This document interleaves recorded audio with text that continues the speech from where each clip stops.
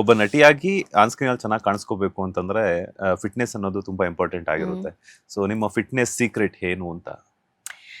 ನನ್ನ fitness secret ಏನು ಇಲ್ಲ, ಬಿಕಾಸ್ ಇವಾಗ ನಾನೇನ್ ಫಿಟ್ ಆಗಿಲ್ಲ ರೈಟ್. ಅಲ್ಲ, ಇನ್ಸ್ಟಾಗ್ರಾಮ್ ಅಲ್ಲಿ ನೋಡಿದಾಗ ಒಂದಷ್ಟು ವರ್ಕೌಟ್ ಮಾಡುವಂತಹ ಫೋಟೋಸ್ ಎಲ್ಲ ಪೋಸ್ಟ್ ಮಾಡ್ತಿರ್ತೀರಾ. ಅದೇ ನಾನು ಅವಾಗಿಂದನೂ ಅಷ್ಟೇ, ಅಂದ್ರೆ ಏನೋ ತುಂಬಾ ಜಿಮ್ಗೆ ಹೋಗೋದು ಇಲ್ಲ ವರ್ಕೌಟ್ ಫ್ರೀಕ್ ಆತೆಲ್ಲ ಏನೂ ಅಲ್ಲ. ನಂದೇನಂದ್ರೆ ಫುಡ್ ಅಲ್ಲಿ ಕಂಟ್ರೋಲ್ ಮಾಡ್ತೀನಿ ನಾನು. ಈಗ ನಾನು ತುಂಬಾ ದಪ್ಪ ಆಗ್ತಿದ್ದೀನಿ, ಏನಾದ್ರು ವೆಯ್ಟ್ ಗೇನ್ ಆಗ್ತಿದ್ದೀನಿ ಅಂದ್ರೆ ಫುಡ್ ಅಲ್ಲಿ ಕಂಟ್ರೋಲ್ ಮಾಡ್ತೀನಿ. ಅಂಡ್ ಅದೊಂದು ರೂಲ್ಸ್ ಇದೆ. ಈಗ ಕ್ಯಾರೆಕ್ಟರ್ ಬೇಕಾ ಸಣ್ಣ ಇರು, ಓಕೆ ಇವಾಗ ಕ್ಯಾರೆಕ್ಟರ್ ಬೇಡ. ಇವಾಗ ನೋಡಿ ನಾನು ಶ್ರೀಗೌರಿ ಮಾಡ್ತಿದ್ದೆ, ಇವಾಗ ನಾನು ತೆಲುಗಲ್ಲಿ ಮಾಡ್ತಿರೋ ಕ್ಯಾರೆಕ್ಟರ್ ಅಂತ ಏನು ಅಂದ್ರೆ ಲೈಕ್ ಹಿಂಗಿರ್ಲೇಬೇಕು ಅನ್ನೋದೇನಿಲ್ಲ.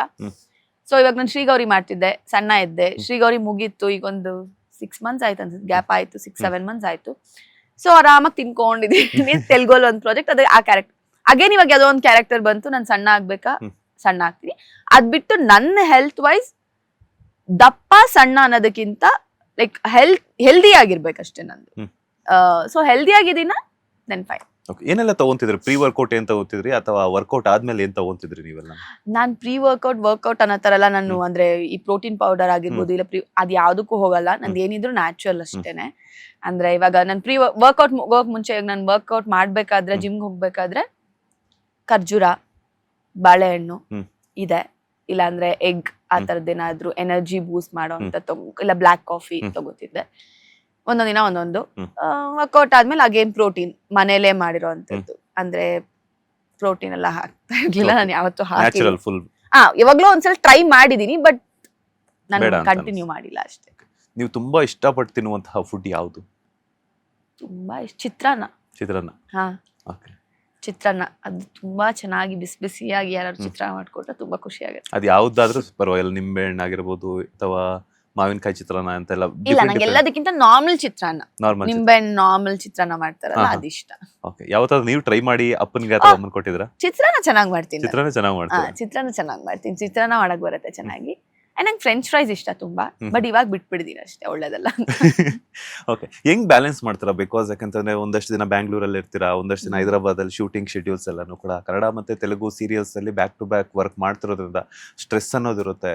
ಅದನ್ನ ಮತ್ತೆ ಯಾಕಂದ್ರೆ ಇದೇ ಒಂದು ಪಾತ್ರ ಇರುತ್ತೆ. ಕರ್ನಾಟಕದಲ್ಲಿ ಮಾಡ್ತಿರ್ಬೇಕಾದ್ರೆ ಕನ್ನಡ ಸೀರಿಯಲ್ ನಲ್ಲಿ ಈ ತರ ಒಂದು ಕನ್ನಡ ಸೀರಿಯಲ್ ಪಾತ್ರ ಬೇರೆ ಇರುತ್ತೆ, ತೆಲುಗು ಸೀರಿಯಲ್ ಪಾತ್ರ ಬೇರೆ ಇರುತ್ತೆ.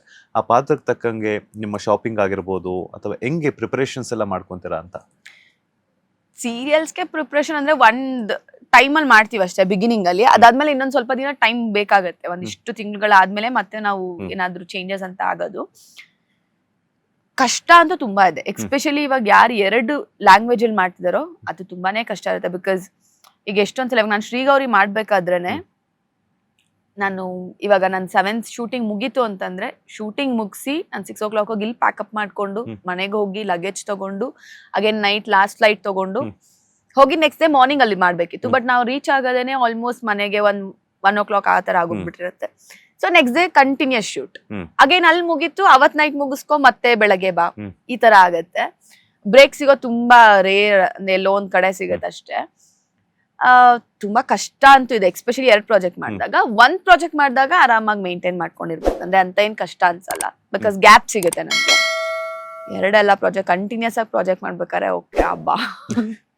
ಲೇಟೆಸ್ಟ್ ಹಾಗೂ ಇಂಟ್ರೆಸ್ಟಿಂಗ್ ಸುದ್ದಿಗಳಿಗಾಗಿ ಬಾಸ್ ಟಿವಿ ಕನ್ನಡ ಚಾನೆಲ್ನ ಸಬ್ಸ್ಕ್ರೈಬ್ ಮಾಡಿ, ಹಾಗೆಯೇ ಬೆಲ್ ಐಕಾನ್ ಪ್ರೆಸ್ ಮಾಡಿ. ಇದರ ಜೊತೆಗೆ ಫೇಸ್ಬುಕ್, ಇನ್ಸ್ಟಾಗ್ರಾಮ್, ಎಕ್ಸ್ ನಲ್ಲೂ ಮಿಸ್ ಮಾಡದೆ ಫಾಲೋ ಮಾಡಿ.